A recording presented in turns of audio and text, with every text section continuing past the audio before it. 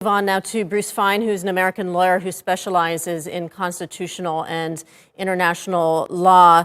The U.S. Congress already recognizes the events of 1915 as a genocide. What difference does it make for President Biden to do so as well? Are there any legal ramifications because of it?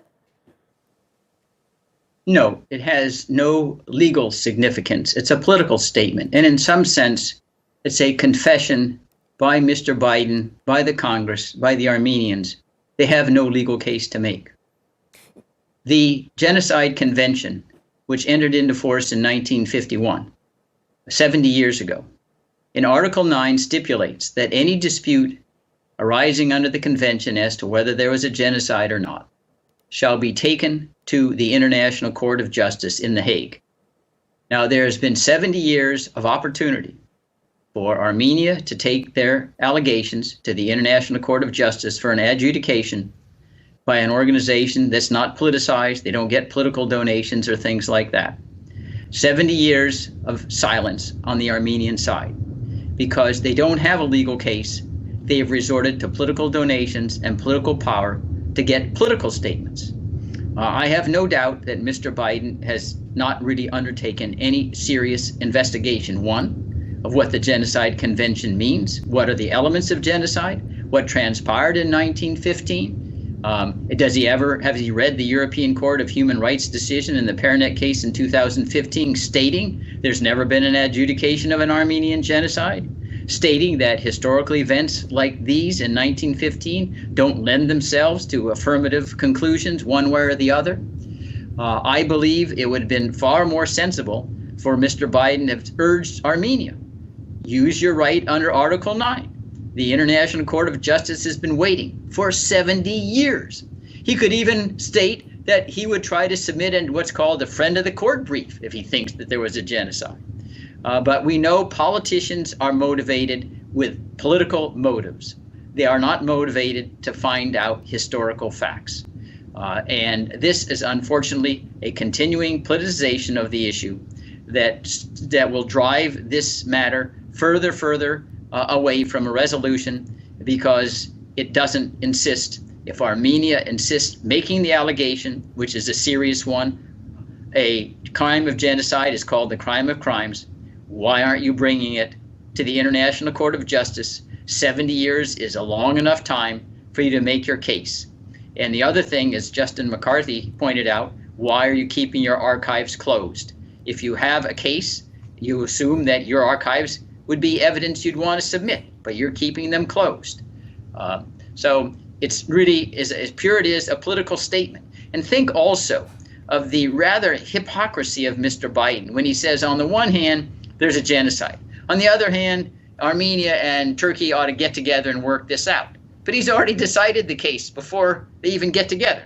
He's already said, I'm already into Armenia's side. Why would Armenia surrender something that Biden has already given them? So it's just the typical political mealy-mouthed words that unfortunately continue to have the issue fester rather than be resolved. Bruce, you've penned several articles on this topic. What is your personal understanding or conclusion of the events of 1915?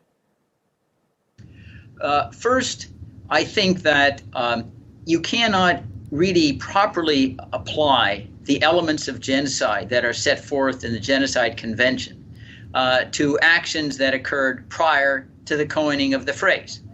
Even the term genocide in common lexicon didn't emerge till 1943. It's a universal principle of justice that you don't have ex post facto laws. Making something criminal at the time done was innocent. But even putting aside what I believe is the non-retroactivity nature of the crime of genocide, it seems to me it's virtually impossible to find an intent, which is also difficult to ascribe to an entire country, Turkey, to destroy in whole or in part Armenians because they were Armenians. Let's use the Armenians' own statements at the Paris Peace Conference in 1919, February 26, where they repeatedly said, we were offered autonomy by the Sultan as the war erupted in exchange for being loyal. And we rejected it, and we became fighters and enlisted with the Entente enemies of Turkey. Remember, these are Armenians who are Ottoman citizens. So they basically said, we opted for treason. They described themselves at the Paris Peace Conference as belligerents. They stated at the Paris Peace Conference that Ottoman Turks died in the same proportion as Ottoman Armenians. The war is hell, as our famous General William Tecumseh Sherman said. It wasn't a case like the Jews in the Holocaust. No Nazis died at Auschwitz or Dachau. Here we have both sides suffering horribly in a war. And remember also, there's great similarity, I believe, in what the Armenian Ottomans were doing in seeking to enlist with enemy ranks in order to basically secede from the Ottoman Empire, with our own civil war with the Confederate States of America. We also had, they weren't really a minority in the Congress at the time, but the southern states said, well, we want to secede. Well, they didn't have a right to secede. They fired on Fort Sumter. There was a horrible civil war. Hundreds of thousands died, but no one ever suggested that this was genocide. They were seeking a political goal, independence.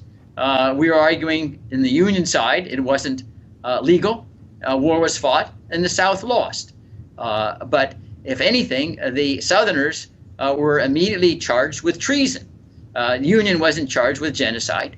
The treason charges were largely foregone in order to heal wounds.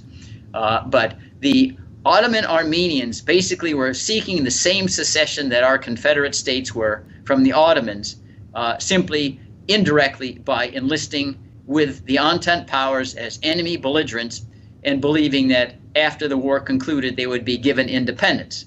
That aspiration was not successful. The Paris Peace Conference didn't award them independence, but that was their goal. So I do not believe, based upon the Armenians' own statements, that there's evidence that the empire, the Ottomans, were intending to destroy Armenians because they are Armenians. The killings were because they were joined with the enemy in a time of war. Their aspiration was political independence.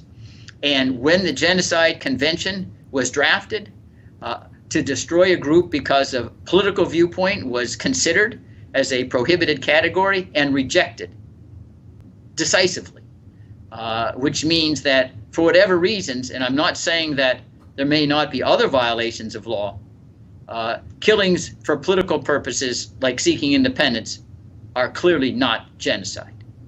So what are Turkey's options for how to proceed or respond? Any legal options? What can we expect?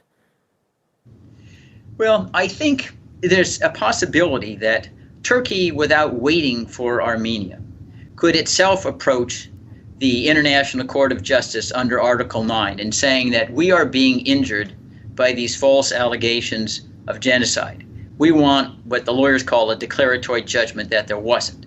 Armenia would have their chance to submit their case that it was genocide.